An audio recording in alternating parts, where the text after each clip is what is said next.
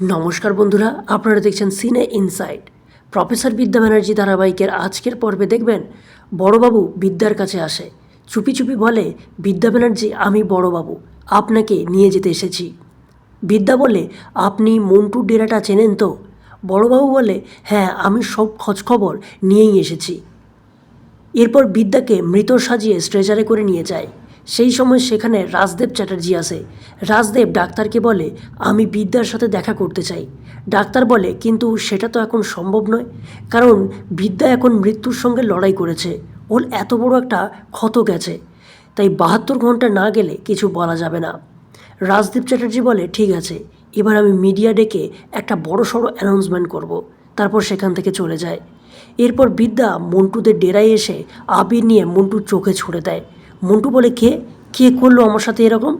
বিদ্যা বলে, আমি। মন্টু চোখ খুলে অবাক হয়ে বলে, প্রফেসর বিদ্যা ব্যানার্জি, আপনি এখানে? বিদ্যা বলে, হ্যাঁ, আমি যেমন সবসময় বই খাতা ধরতে পারি, সেরকম কাউকে শিক্ষা দিতে লাঠিও ধরি। এই বলে বিদ্যা মন্টুকে মারতে থাকে।